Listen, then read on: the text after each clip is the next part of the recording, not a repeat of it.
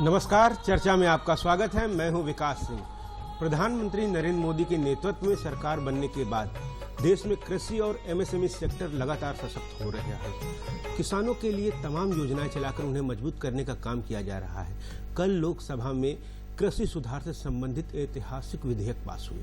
प्रधानमंत्री ने कहा कि इससे किसानों को बिचौलियों से मुक्ति मिलेगी, उनकी उपज का सही मूल्य उन्हें मिलेगा। इसके साथ ही एमएसएमई सेक्टर में लगातार काम किया जा रहा है। प्रदेश में अब तक 8 लाख से ज्यादा इकाइयों को ऋण दिया जा चुका है और सरकार का लक्ष्य है कि 20 लाख से ज्यादा इकाइयों को ऋण दिया जा सके। हम इस पर चर्चा करेंगे आज हमारे साथ जो चर्चा में खास मेहमान हैं, हम सबसे पहले उनका आपसे परिचय करा देते हैं। हमारे साथ हैं प्रोफेसर M.K. अग्रवाल जी, जाने माने अर्थशास्त्री, और हमारे साथ हैं वरिष्ठ पत्रकार प्रेम शंकर मिश्रा जी। आप दोनों लोगों का चर्चा में स्वागत है। हम अपनी चर्चा की शुरुआत करें, लेकिन उससे पहले देख लेते हैं ये रिपोर्ट। देश के विकास में कृषि और एमएसएमई सेक्टर का बड़ा योगदान है।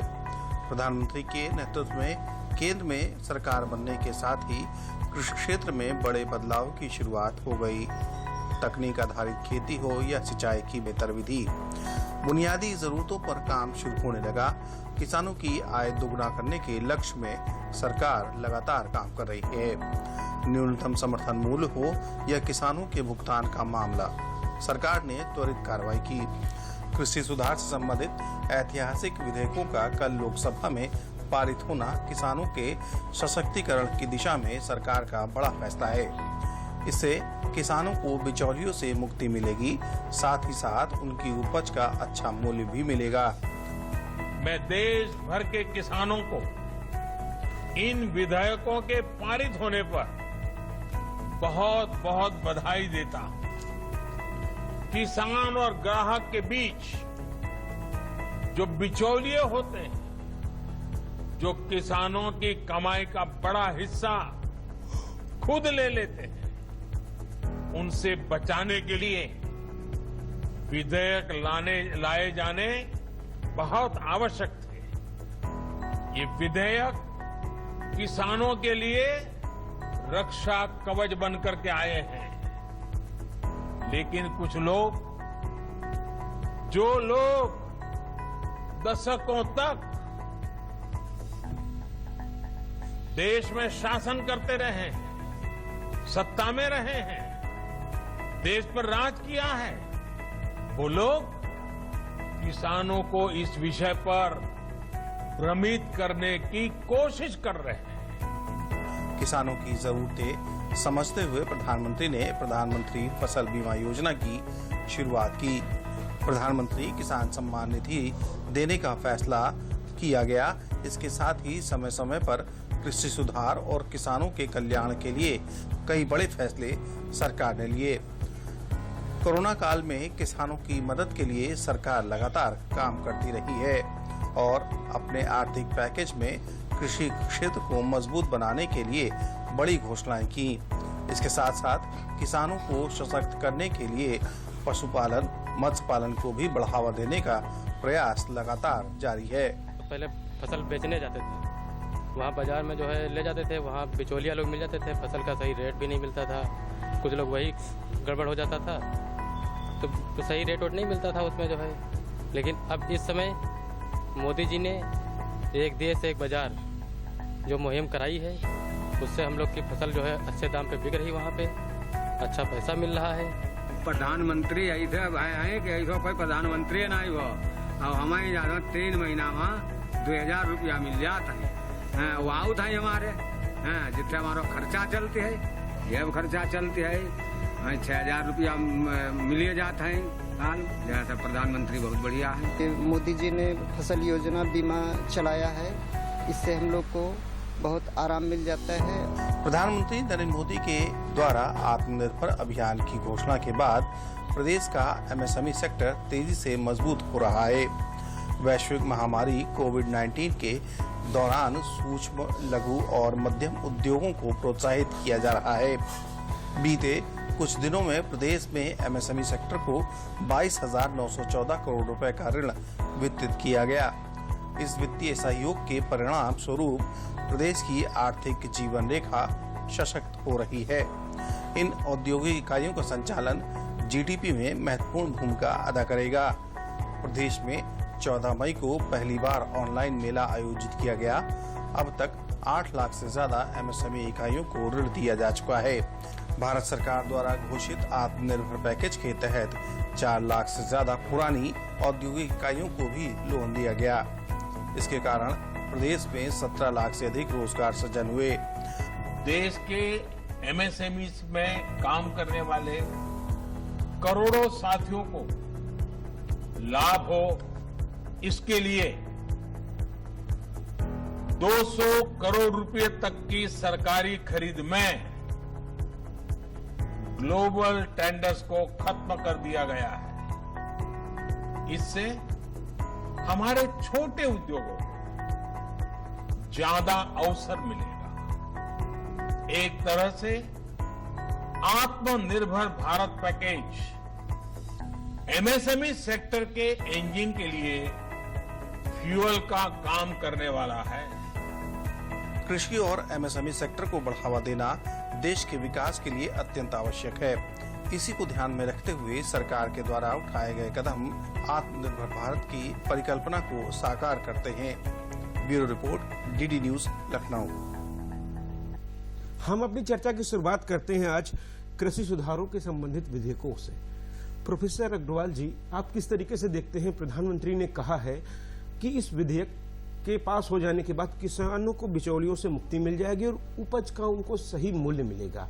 आपको क्या लगता है, क्या सुधार आएगा किसानों की जीविका को, उपज को लेकर, और जो मार्केट है उनकी, जो अभी तक जो बिचौलियों से घिरे रहते थे, अब वो आजाद हो पाएंगे? देखिए, यहाँ पर अगर कृषि क्षेत्र को देखें तो कृषि क्षेत्र के 3 पहलू हुए। पहला, जब वो किसान क्या उत्पादन करना चाहता है उस पर तैयारी करे, फिर उस उत्पादन की रखवाली करे, फिर जब वो उत्पादन तैयार हो जाए, उसके पास फसल तैयार हो जाए, तो उसको कैसे बेचे। और तीनों से लगातार वो, जिसको अनिश्चितता से ढका रहता था। जो न्यूनतम समर्थन मूल्य था सब पर नहीं है, लेकिन जिस पर था उस पर भी जो प्रायः होता क्या था कि आपने भी रिपोर्टें दिखाती हैं बहुत जगह कि सारा बाजार का जो जितना भी कृषि का उत्पादन है वो एमएसपी पर नहीं बिक पाता है। लोगों को किसी न किसी कारण से मंडियों में बेचना पड़ता है, लोकल मंडियों में बेचना पड़ता है। मान लीजिए गेहूं का जो मूल्य है एमएसपी, न्यूनतम समर्थन मूल्य, उससे 200 300 रुपए क्विंटल कम पर बेचना पड़ता है। क्यों? क्योंकि उनको तुरंत पैसा चाहिए होता है, या उन्होंने किसी से ऋण ले रखा है तो उसका भुगतान करना है तो उसके लिए देना पड़ता है। एक चुनौती ये।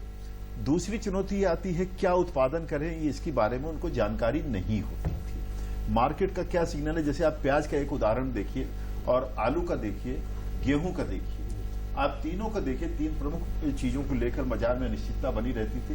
प्याज का किसी साल आप सुनते हैं कि 1 रुपए किलो भी नहीं बिक रहा है, किसी साल 100 रुपए किलो हो जाता है।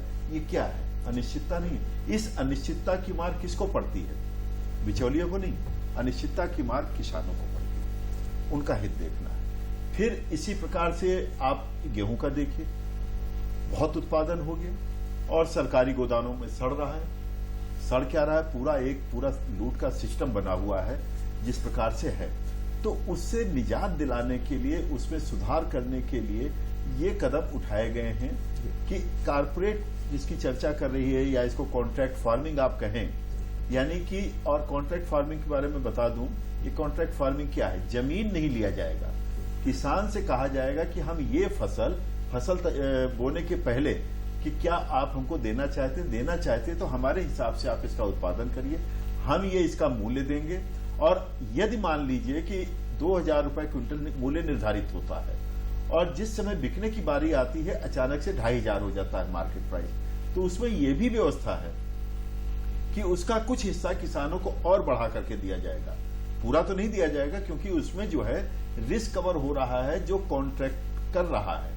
तो एक तरह से किसानों को निश्चितता हो जाती है, क्या उत्पादन करना है वो बड़े स्तर पर देख सकते हैं। और वो जो जिस प्रकार का सिस्टम है, छोटा किसान नहीं समझ पाता प्याज कम करना है, ज्यादा करना है, बड़े लोगों को पता ही नहीं इस बात अपने फायदे के अनुसार से वो चुनाव कर सकेगा फसलों का और बाजारों का। जमीन को कतई किसी स्टेज पर भी कॉन्ट्रैक्ट के कोई भी व्यक्ति उससे किसान से नहीं ले सकता। ये बहुत बड़ी बात है, बिल्कुल, जो इस बात की विशेषता है। प्रेम किस तरीके से देखते हैं? अब किसानों को अपनी स्थानीय मंडी पर निर्भर नहीं रहना पड़ेगा, उसको जहां ज्यादा फायदा मिलेगा, जहां ज्यादा मुनाफा मिलेगा, उपज का सही मूल्य मिलेगा, अब वो वहां अपना सामान बेच सकता है। देखिए विकास, 2-3 तस्वीरें हर साल बड़ी कॉमन होती है जो हम लोग देखते हैं। हम देख रहे होते हैं एक तरफ नासिक में प्याज सड़ रहा होता है और लखनऊ या दूसरे शहरों में लोग 30 रुपए 40 रुपए किलो प्याज खरीद रहे होते हैं।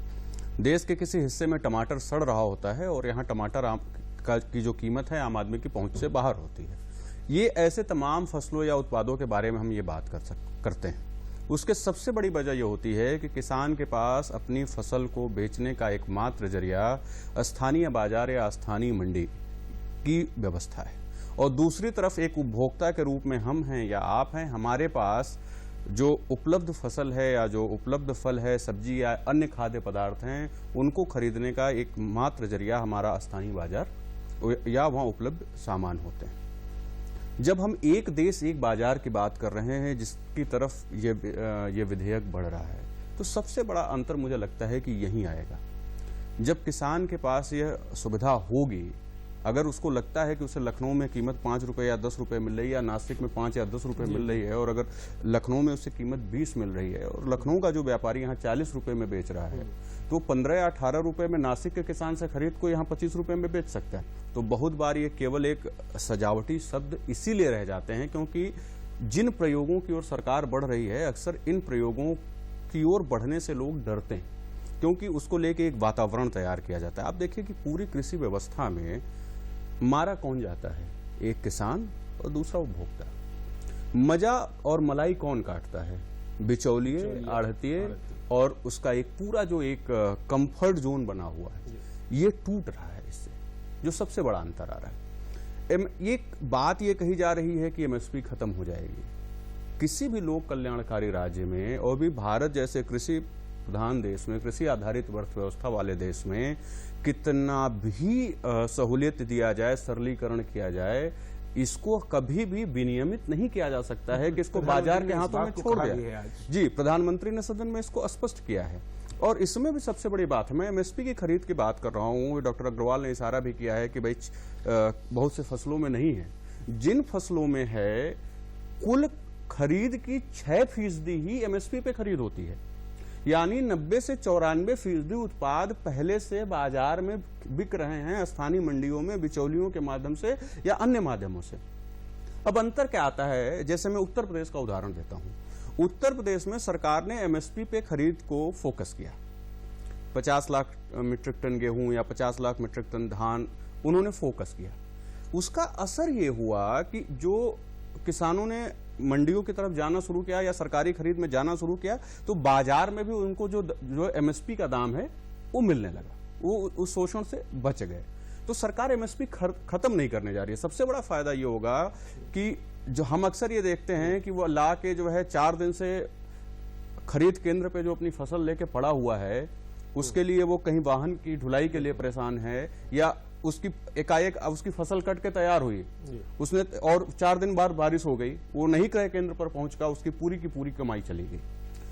बाजार अगर उसके दरवाजे तक पहुंच रहा है, उसके खेत तक पहुंचेगा, तो उसका सबसे बड़ा फायदा ढुलाई से लेके कृषि मंडी के शुल्क से लेके इन तमाम स्तरों पे फायदा होगा। उसको भी चॉइस का अधिकार होगा। बिल्कुल चॉइस का अधिकार होगा। अब हम बात करते हैं, बहुत बार हम कहते हैं कि ऑर्गेनिक खेती की बात करते हैं। बुंदेलखंड में बहुत अच्छी एक किसान है, वो तुलसी उगाना चाहता है क्योंकि आज के ऑर्गेनिक के नाम पे जो है तुलसी का एक टी पैक 20 रुपए का मिलता है। लेकिन मैं तुलसी उगा के बेचूंगा किसे? मेरे पास बाजार नहीं है ना। कॉन्ट्रैक्ट फार्मिंग यही तो उपलब्ध करा रही है कि जो बड़ी इंडस्ट्री है या जो उस इंडस्ट्री से जुड़े फूड प्रोसेसिंग से जुड़े लोग हैं, वो आपके पास सीधे आ रहे हैं और कह रहे हैं कि आप इतना उगाओ और हम खरीद लेंगे। अगर हमें फसल बोने से पहले अगर मुझे ये पता है कि इतना मुझे मिलने जा रहा है, ये सुनिश्चित है, जिसकी ओर इशारा डॉक्टर अग्रवाल ने किया कि सबसे अनिश्चित है कृषि में बाजार है, कृषि में उत्पादन है, विपणन है, ये सबसे निश्चित है। और मुझे ये पहले दिन से अगर निश्चित है कि जो मैं फसल उगा रहा हूं मुझे इसका दाम मिलना तय है, तो उसके फायदे ही फायदे होंगे। दशकों पुरानी समस्या है जो खत्म होगी। किस तरीके से देखते हैं प्रोफेसर अग्रवाल जी आप इसे आर्थिक परिवर्तन के रूप में किसानों का? देखिए, इसको अगर हम ये देखते हैं, पहली चीज उसका आत्मविश्वास बढ़ेगा। दूसरा, एक बड़ी चुनौती बनी हुई है, बहुत प्रयास किए जा रहे हैं लेकिन सरकार के संसाधन सीमित होते हैं। मान लीजिए कोल्ड स्टोरेज चाहिए जी। आप खुद देखते हैं कि गोभी 1 रुपए में भी नहीं बिक रही गांव में, और लखनऊ में जैसे आप प्रेम जी कह रहे हैं कि यहाँ 20 रुपए में भी नहीं मिल रही है। तो ये किसको हुआ? तो अगर मान लीजिए कोल्ड स्टोरेज वहां डेवलप करते हैं जिस भी चीज का होगा, तो निश्चित तौर पर देखिए किसान के लिए पहली चीज मैं बता दूं, ये बाध्यकारी नहीं है कि किसी के साथ वो किसी प्रकार का कॉन्ट्रैक्ट करे। ये अगर उसको सुविधा लगती है, अगर वो सहूलियत लगती है तो वो कर सकता है। मैं फिर कह रहा हूं कि जो इसमें निहित है, मैं उसकी केवल बात कर रहा हूं कि एक फसल मान लीजिए होता है तो 1 वर्ष के लिए कर सकता है या आधे वर्ष के लिए कर सकता है, मान लीजिए 5 वर्ष अधिकतम है। तो ज्यादातर फसलें आप देखिए किसी भी प्रकार की हो 5 वर्ष का है। और क्या आप समझते हैं कि ये चल नहीं रहा है, कॉन्ट्रैक्ट फार्मिंग नहीं चल रही है? पूछिए प्रेम जी से, आप लोग कितनी रिपोर्टें करते हैं, लखनऊ के जो आम बिकता है वो क्या है? कॉन्ट्रैक्ट फार्मिंग नहीं है, इनफॉर्मल है, अभी इनफॉर्मल है, जिसकी कोई लिखा पढ़ी नहीं है और इसमें लिखा पढ़ी होकर के होगा। तो इसलिए आप निश्चित तौर पर मानिए, बस इसमें मर कौन रहा है? छोटा किसान, मझोला किसान। और एक चीज और बता दें, इसमें बहुत बड़ा कारपोरेट सेक्टर नहीं आने वाला है। इसमें कौन आना है? एमएसएमई सेक्टर वाले आने वाले हैं, जिनका जैसे अभी 250 करोड़ का टर्नओवर की आप बात करने जा रहे हैं, अभी उस तरह के लोग आने हैं। 250 करोड़ बहुत होता है कृषि के लिए, इस तरह के लोग आ रहे हैं। 100 करोड़ 50 करोड़ आत्मनिर्भर भारत। और जब तक कृषि को आप नहीं सुधारेंगे, आप कृषि को एक वोट बैंक लेकर के चलेंगे, जब तक ये नहीं मानेंगे कि कृषि हमारा आधार है, ना हम उसमें टेक्नोलॉजी का परिवर्तन कर पा रहे हैं, ना ऑर्गेनिक फार्मिंग कर पा रहे हैं। कम से कम बड़ा आदमी आएगा वहां पर, लागत लगाएगा तो कहेगा 100 किसान से अच्छा हम ठीक है गोबर की खाद डाल रहे हैं, ऑर्गेनिक मैन्योर जिसको बोलते हैं। तो आप सोचिए उसको लेकर के क्या इस तरह की परिवर्तन नहीं आएंगे? बहुत बड़े रूप में इसको देखिए, इसको सीमित रूप में मत देखिए। और ये मत देखिए आज का किसान बेवकूफ नहीं है। जैसे एक चर्चा आई कि वो ऑनलाइन हैंडल नहीं कर पाएगा। अरे साहब, सबके पास मोबाइल है, जनधन खाते ने सबको सिखा दिया है कि कैसे पैसे का लेन देन करना है। आप उससे कहते हैं ऑनलाइन, वो देख ही नहीं पाएगा। ऐसा मजाक मत करिए। बिल्कुल बिल्कुल, अब परिवर्तन हो गया है और समय आगे बढ़ रहा है, भारत की तरफ बढ़ रहा है। प्रेम, आत्मनिर्भर भारत में कृषि की कितनी महत्वपूर्ण भूमिका होगी? अभी कोरोना काल में दिखा दिया है कि हमारा कृषि क्षेत्र ने हमको कितना ज्यादा संभाला है। तो इसमें जो बुनियादी सुधार हो रहे हैं उनकी कितनी जरूरत है, आप किस तरीके से देखते हैं? देखिए, उद्योग, सेवा क्षेत्र या अन्य जो तमाम संगठित क्षेत्र हैं जिनकी चमक दमक हमें बड़े पैमाने पर दिखाई देती है, उसके बावजूद भी आज भी भारतीय अर्थव्यवस्था का एक बड़ा आधार कृषि आधारित उद्योग और एमएसएमई है। और सबसे बड़े रोजगार का आधार भी यही है। इसकी सबसे बड़ी विशिष्टता यह है कि अभी हम लोगों ने पलायन का एक बड़ा दंश देखा। इसके पीछे सबसे बड़ी वजह क्या थी? मुंबई में मजदूरी करके 18,000 काम पाने वाले को अगर उसके गांव में, उसे लखनऊ में, बस्ती में, संत कबीर नगर में, गोरखपुर में अगर उसे 10,000 की नौकरी मिल रही है तो क्यों पलायन करेगा? और इसके पीछे सबसे बड़ी वजह यह थी कि जो भी हमारे नीति नियंताओं ने, उन्होंने जो हमारी मौलिक है, जो हमारा इंडिजिनस है, जो हमारा ओरिजिनल है, जो स्वतः स्फूर्त है, उस पर कभी फोकस ही नहीं किया। उसमें गांव थे, एमएसएमई थी, किसान थे। इसलिए इन बदलावों का फायदा हमें उम्मीद करना चाहिए कि बड़े पैमाने पे आत्मनिर्भर भारत में, गांव में लोगों के रोजगार क्रिएशन में होगा। आप छोटा सा उदाहरण समझिए कि अब जिस कॉन्ट्रैक्ट फार्मिंग की बात हो रही है, मैं इस पे बार बार इसलिए आ रहा हूं क्योंकि जब हम कृषि की बात करते हैं तो हम कृषि को हमेशा गेहूं, चावल, दाल या अनाज तक सीमित रखते हैं या कुछ फसलों के उत्पादन तक सीमित रखते हैं। कृषि एक बहुत बड़ा सेक्टर है। इसमें एनिमल हस्बेंड्री भी है, इसमें फिशरी भी है, इसमें फूड प्रोसेसिंग भी है, इसमें फल भी है, इसमें सब्जियां भी हैं, तमाम मेडिसिनल उत्पाद हैं, मत्स्य पालन भी है। हाँ, वही फिशरी में बात कर रहा हूं। तो एक बहुत बड़ा सेक्टर है, लेकिन ये इग्नोर हो जाता है। इग्नोर क्यों हो जाता है? एक किसान के रूप में मेरे लिए गेहूं उगाना इसलिए सुलभ है क्योंकि मुझे पता है कि मैं एक निश्चित मात्रा में इतना उगा लूंगा, इसके लिए मुझे बहुत तकनीक की जरूरत नहीं है, मेरे खाने और बेचने भर के हो जाएगा। लेकिन जब मैं बड़ी सब्जियों पे या मेडिसिनल प्लांट या उसकी खेती पे जाता हूं तो मैं क्यों डरता हूं? क्योंकि मुझे बाजार को लेकर निश्चितता नहीं है। इस प्रयोग से सबसे बड़ी बात यह है कि एक बाजार को लेकर निश्चितता आएगी। दूसरी इसमें सबसे सुरक्षात्मक व्यवस्था यह है कि किसी भी कारण से अगर फसल खराब होती है, आपदा के कारण, मौसम के कारण या विभिन्न कारणों से, उसका नुकसान किसान को नहीं झेलना है। उसका नुकसान जो भी उनके साथ संविदा कर रही है, जो फर्म आ रही है, एजेंसी आ रही है, उसको झेलना है। दूसरी बात, हाँ, ये एक बहुत बड़ी सहूलियत है। और दूसरी सबसे महत्वपूर्ण बात यह है कि किसी भी कीमत पर उसकी जमीन उससे प्रभावित नहीं की जा सकती, किसी भी समझौते में उसकी जमीन दांव पे नहीं लगाई जा सकती। तो किसान की जमीन बच रही है, आर्थिक सुरक्षा बच रहा है, और जो निवेश करेगा, जो कृषि निवेशक आएगा गांव तक, वो एक पूरा सुविधा तंत्र लेके आएगा, गांव तक बाजार और संसाधन पहुंचेंगे और तकनीक पहुंचेगी ना। जिस तकनीक की हम बात करते हैं, वैज्ञानिक कृषि की बात करते हैं, उन्नत बीज की बात करते हैं, ये वो उसको उपलब्ध कराएगा। तो गांव के कृषि का अगर ढांचा बदलेगा तो गांव के बाजार में में उपभोग बढ़ेगा, तो उससे पूरा का पूरा तकनीक पूरा सेटअप बदलेगा। आप जो है कह रहे हैं उसकी जीविका, उसकी अर्निंग में वृद्धि होगी किसानों की। हम एक एमएसएमई सेक्टर की भी बात कर रहे हैं इस चर्चा में। प्रोफेसर अग्रवाल जी किस तरीके से देखते हैं, और खासतौर से हम उत्तर प्रदेश की अगर बात करते हैं तो पिछले कुछ ही दिनों में लगभग 8 लाख इकाइयों को लोन दिया गया और 20 लाख इकाइयों को लक्ष्य है ऋण देने का। आप देखते हैं इसे रोजगार सृजन के रूप में किस तरीके से देखते हैं? देखिए, इसको एक चीज बता दूं, एमएसएमई और अभी चर्चा की हमने कृषि, यदि हम ये 2 क्षेत्र संभाल लेते हैं, भारत को बेरोजगारी से लड़ने की जरूरत नहीं है। बेरोजगारी रही नहीं जाएगी। भारत एक देश रहा है जो हमेशा एंटरप्रेन्योर रहा है। भारत कभी नौकर नहीं रहा है। वो तो अब हम हो गए हैं। जिनके व्यापार है वो भी छोड़ करके एक देखा देखी वातावरण में नौकरी ढूंढ रहे हैं। साहब क्या कर रहे हैं? नौकरी ढूंढ रहे हैं। एक काम बन गया है। 10-10 साल तक नौकरी। अरे 10 साल में आप थोड़ा सा भी काम करिए। आप सोचिए चीन क्यों आगे बढ़ा, जरा उसका देख लीजिए। ठीक है, हमारे उसके तालमेल नहीं है। चीन का मेजर सेक्टर एमएसएमई का है, जो हम भारत में एमएसएमई कहते हैं। चीन का आप नेल कटर लेते हैं, आप बता दीजिए कि भारत में नेल कटर बनता है क्या? आप इसी तरह से छोटी छोटी कंघी ले लीजिए, वो भी तो हम चीन से ले रहे हैं। आप क्या क्या पेन लगाते हैं जेब में, वो भी चीन से ला रहे हैं। मोमबत्ती दिया सलाई पटाखे तक तो हम वहां से ला रहे हैं। तो अगर हम ये चीजें बना करके दे सकते हैं, बहुत बड़ा बाजार है। उत्तर प्रदेश की शुरुआत की है ओडीओपी से। अभी देखिए इसमें और विस्तार की गुंजाइश है। पॉजिटिव पहल है, मैं मानता हूं, लेकिन इसमें और विस्तार की गुंजाइश है। और अगर दोनों को मैं जोड़ूं, जैसे मैंने पहले भी कहा कि कृषि क्षेत्र और जो इसमें सुधार किए जा रहे हैं, ये ऐतिहासिक सुधार है, मैं आपको बता दूं। और इस ऐतिहासिक सुधार में लोगों पर ऐतिहासिक चोट भी है, बिचौलियों पर। और एमएसएमई से ऐतिहासिक जुड़ाव का भी ये अवसर है।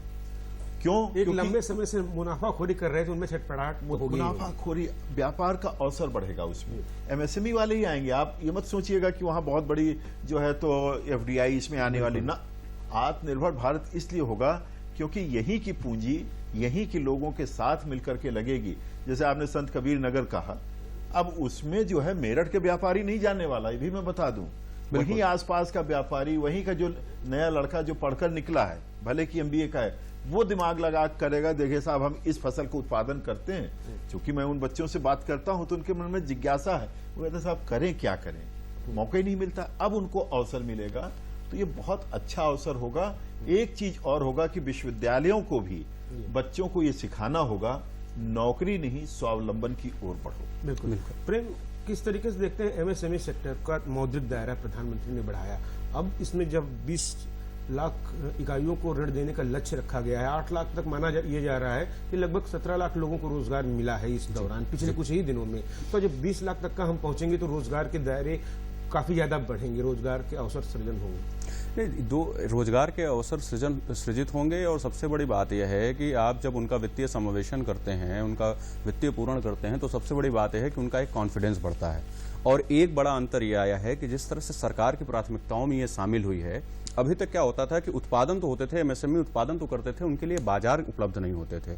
जब सरकार की प्राथमिकता में ये होगा तो उनके लिए बाजार उपलब्ध होंगे, उनके लिए प्रोत्साहन उपलब्ध होंगे, तो निश्चित तौर पे उसका बड़ा फायदा रोजगार के तौर पे, स्थानीय परिवेश के बदलाव के तौर पे, और आप ग्रामीण और कस्बाई क्षेत्रों में आर्थिक परिदृश्य में बदलाव के तौर पे देखेंगे। बिल्कुल, बदलाव का समय है। और आने वाले समय में नए भारत की बात करते हैं, आत्मनिर्भर भारत की बात करते हैं, तो ये दोनों सेक्टर अत्यंत महत्वपूर्ण है। आज इस महत्वपूर्ण विषय पर आप लोगों ने हमारे साथ चर्चा में भाग लिया, उसके लिए आप लोगों का बहुत बहुत आभार। तो बिल्कुल इसी उम्मीद के साथ कि आने वाले समय में नए भारत में सब आत्मनिर्भर होंगे। आत्मनिर्भर बनने की दिशा में हर आदमी अपनी महत्वपूर्ण भूमिका अदा करेगा। आज के कार्यक्रम में बस इतना ही। नमस्कार।